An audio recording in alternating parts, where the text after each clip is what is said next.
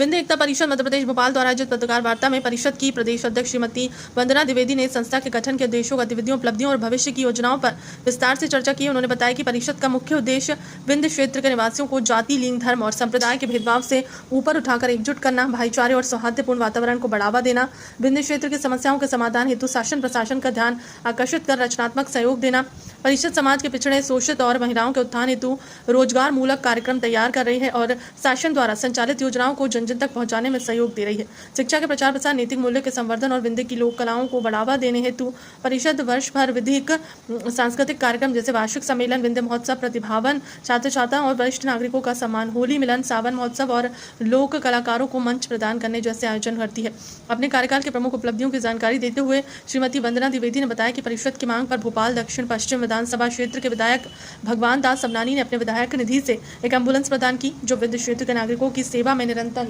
कार्यरत है। उनके प्रयासों पर उप मुख्यमंत्री राजेंद्र शुक्ल के आशीर्वाद और केंद्रीय रेल मंत्री अश्विनी वैष्णव के सहयोग से भोपाल रीवा और रीवा भोपाल द्विसाप्ताहिक ट्रेन का संचालन प्रारंभ हुआ, जो परिषद की एक बड़ी उपलब्धि है। विश्व भविष्य की योजनाओं का उल्लेख करते हुए श्रीमती द्विवेदी ने कहा कि परिषद का लक्ष्य उस ट्रेन को सप्ताह से 7 दिन संचालित करवाने हेतु केंद्रीय रेल मंत्री को निवेदन प्रस्तुत करना, भोपाल में निवासरत आर्थिक रूप से कमजोर विंध्य समाज के लोगों के लिए भोपाल विकास प्राधिकरण से सस्ती दरों पर प्लॉट और मकान उपलब्ध करवाने की मांग करना और विंध्य नगर की स्थापना के लिए जनसहयोग से प्रयास करना है। वैष्णव जी चुनाव के दौरान यहाँ आए थे,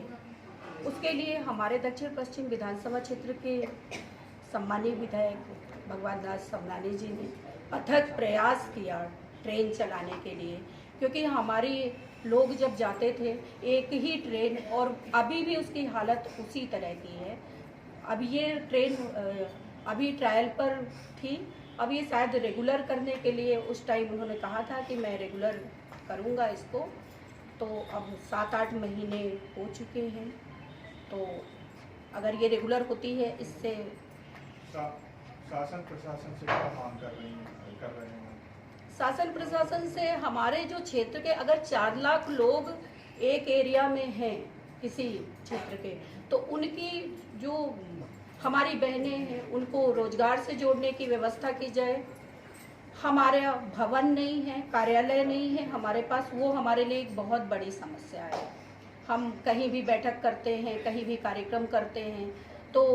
शासन से मैं मांग करती हूँ कि जल्दी से जल्दी हमें भवन या कार्यालय दिया जाए। दूसरा, हमारे क्षेत्र के जो लोग हैं उनको इलेक्शन के टाइम पे ये कहा गया था कि हम आपको यहाँ पर विंध्य नगर बना कर देंगे, तो वो भी शासन से मैं मांग करती हूँ कि जल्दी ही विंध्य नगर बना कर दें। जो विंध्य क्षेत्र के लोगों को किराए से रहते हैं उनको भूखंड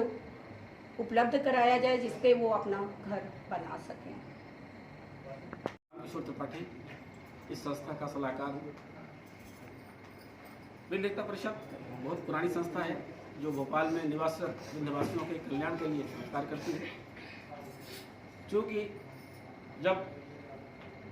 विंध्य प्रदेश का विलय मध्य प्रदेश में हुआ तो विंध्य प्रदेश के काफ़ी कर्मचारी सीधे भोपाल आए और आकर के अपने साथ में अपनी संस्कृति लेकर के आए, भाषा लेकर के आए, वाणी लेकर के आए, बोली लेकर के आए, व्यंजन लेकर के आए, अपनी पद्धतियाँ लेकर के आए। लेकिन शहरीकरण की इस भागम भाग में कहीं ना कहीं हमारी जो बघेली संस्कृति है, जो हमारे जो बघेली के जो मूलभूत सिद्धांत हैं, कहीं ना कहीं भटकते नजर आए। जब से हमारी माननीय अध्यक्ष महोदया ने इस संस्था का प्रभारी अध्यक्ष बनी, तो हम लोगों ने सब प्रयास किया कि हम अपनी जो बघेली की मूल संस्कृति है कि जब तक हमारी संस्कृति, साहित्य, बोली और व्यंजन जिंदा नहीं बचेंगे तो हमारा समाज भटक जाएगा, खत्म हो जाएगा। तो हमारा उद्देश्य है कि हम अपनी जो बघेली संस्कृति है उसको यहाँ पर स्थापित करें। चूँकि 4 से 5 लाख लोग निवास करते हैं,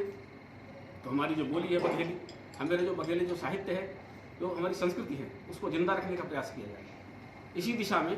इस संस्था ने लगातार काम किया। हमने अपने जो लोकल जो हमारे जो यहाँ के रहने वाले लोग बघेलखंड के हैं, हमारे विंध्य के लोग हैं, उनको तैयार किया, उनको मंची कार्यक्रमों को तैयार किया हमने। और हमारे जितना भी सांस्कृतिक कार्यक्रम होते हैं उन्हें हम बाहर से कलाकार उन्हें बंद कर चुके हैं, उन्हीं को हम तैयार करते हैं और उन्हीं से कार्यक्रम करवाते हैं। ये तो संस्कृत की बात हुई। रही बात वेलफेयर की बात, वेलफेयर के लिए अभी प्रयास चल रहा है कि हमारी महिलाओं को सशक्त करना है। उसके लिए जो भी सरकारी योजनाएं चलती हैं, महिला बाल विकास, नगर निगम, इनके माध्यम से हमारी अध्यक्ष महोदय चर्चा कर रही है। कोशिश करना है कि हमारी जो महिलाएं स्लम एरियाज में रहती हैं, जो विपन्नता की स्थिति में है, उनको आर्थिक तौर पर मजबूत करने के लिए ऐसी योजनाएं सरकार द्वारा लगवाई जाएँ, चालू करवाई जाएँ, जिससे उनको कुछ धन का आगमन हो, उनका जीवन स्तर बढ़े। उपलब्धियों की बात करें तो पिछले दो साल के कार्यकाल में हमारी माननीय अध्यक्ष महोदय के मार्गदर्शन में और माननीय हमारे विधायक जी सदनानी जी के सहयोग से हमें बहुत उपलब्धियां हासिल हुई, जिसके अंतर्गत जैसा कि आपने कहा कि एक पृथक रेल की मांग की गई थी एक कार्यक्रम में माननीय केंद्रीय रेल मंत्री महोदय से, उन्होंने उस मांग को माना और एक साप्ताहिक ट्रेन चलाई उन्होंने, जिससे लगभग 20% लोड तो कम हुआ ट्रेन का, लेकिन पूरी तरह से हमको अभी उसमें आज़ादी नहीं मिली। हम लोग कोशिश करेंगे अभी इस कार्यक्रम के बाद हफ्ते 10 दिन के अंदर अंदर एक ज्ञापन बना करके माननीय विधायक जी महोदय से